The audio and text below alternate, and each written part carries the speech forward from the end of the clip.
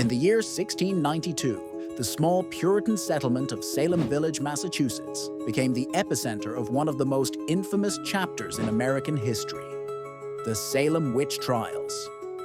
This period, marked by fear, suspicion, and tragedy, remains a haunting reminder of the dangers of mass hysteria and blind justice. Imagine a world where the unseen was feared, where natural misfortunes could be interpreted as the devil's work. It was within this environment that the tragic saga began.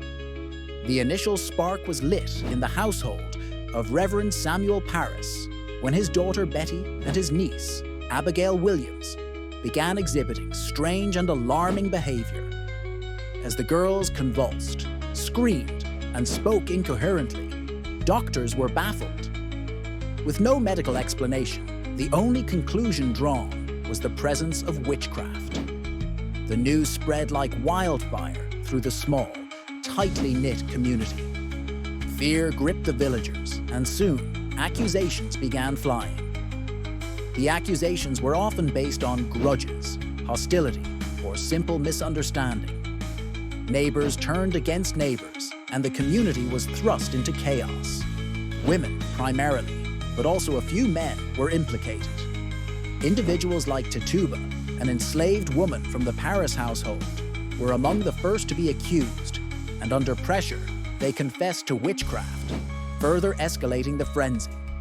Trials were swift and often based on spectral evidence, testimony that the spirit or specter of the accused was tormenting victims, even if the accused was elsewhere. It was a perilous time where accusation equaled guilt. Judges like Samuel Sewall and William Stoughton presided over these trials, condemning many to death. 20 people were executed, 19 by hanging, and one, Giles Corey, was pressed to death with heavy stones, refusing to plead to charges of witchcraft to avoid suffering the same fate as the others. The repercussions of the Salem Witch Trials extended far beyond the lives of those directly involved. It left an indelible scar on the American conscience, planting seeds of skepticism about the validity of spectral evidence and trial procedures based on fear. Over time, colonial leaders like Increase Mather and Governor William Phipps began to question the trials. By October 1692, after only a few short months, the executions were halted.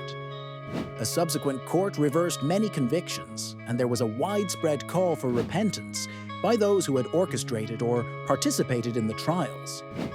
In the years that followed, restitution was paid to families of the condemned, and a shameful acknowledgement of mistakes made by authorities was expressed in sermons and declarations.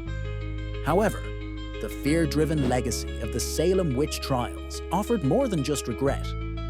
It taught vital lessons about justice, reason, and the protection of individual rights.